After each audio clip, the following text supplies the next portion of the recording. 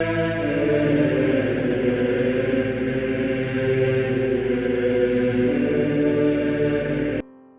nome do Pai, do Filho e do Espírito Santo. Amém. Olá, meus queridos amigos, meus queridos irmãos. Nos encontramos mais uma vez aqui no nosso Teose, nessa quinta-feira, hoje é dia 20 de janeiro de 2022. Hoje é dia de São Sebastião.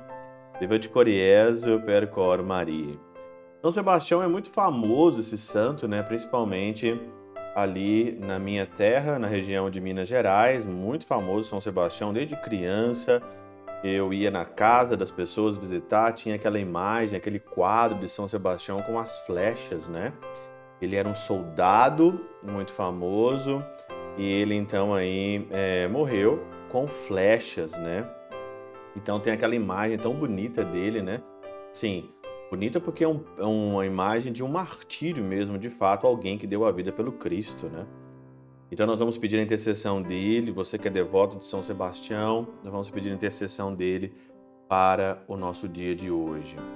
O evangelho que nos é proposto é Marcos, no capítulo 3, versículo de 7 a 12, é o evangelho ali, onde Jesus se retirava na beira-mar, muita gente o seguia. Aqui conta as regiões de Idumeia, do outro lado do Jordão, né?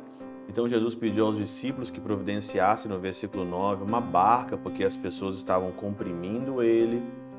E um detalhe do evangelho, no versículo 11, muito interessante: vendo Jesus, os espíritos maus caíam aos seus pés, gritando: Tu és o Filho de Deus. Mas Jesus ordenava severamente para não dizerem quem ele era. Aqui na Catena Áurea, São Tomás de Aquino, né, na tradução própria do latim aqui, diz o seguinte, eu gosto muito da tradução, né? O versículo 11 é diferente, olha, os espíritos imundos, né? Nós já explicamos, já falamos aqui o que significa esses espíritos imundos, né? Porque é imundo porque está sujo de todo o pecado, e o pecado nos suja. Quando o viam, prostravam-se diante dele e gritavam: Tu és o Filho de Deus. Mas ele ordenava-lhes com severidade que não manifestassem, que o não manifestassem, que os espíritos não manifestassem. São Beda, mais uma vez ele, né? Maravilhoso santo. São Beda tem uma interpretação muito interessante sobre esse versículo, que é mais ou menos assim: o pecador é, pois, proibido de pregar o Senhor, porque ninguém, ao ouvir o que prega, siga o que erra.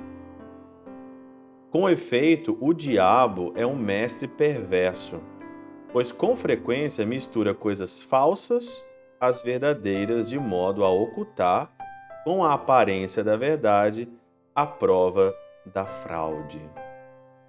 Olha que interessante, mais uma característica dos espíritos imundos. Os espíritos imundos misturam coisas falsas às verdadeiras. Quantas coisas falsas foram misturadas naquilo que realmente é verdadeiro? E hoje nós estamos vivendo um tempo que é complicado hoje você achar a verdade. Em todos os meios. Complicado hoje, né? Eu lembro que o Papa João XXIII dizia que a fumaça de Satanás tinha entrado, né? Ele comentando sobre o Vaticano II, né? A fumaça de Satanás entrou na igreja.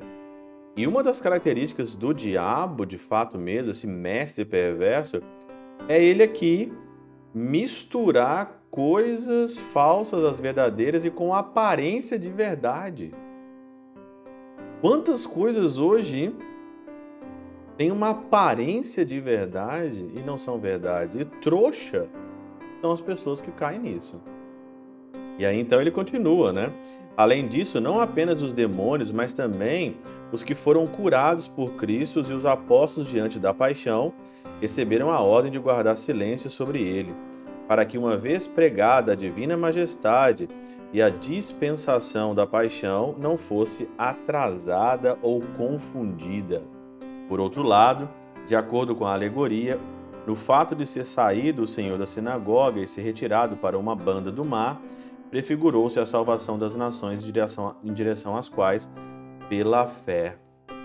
Então você pode perguntar para mim assim, padre, o diabo é aquele que mistura as coisas falsas às verdadeiras e passa um caráter de verdade.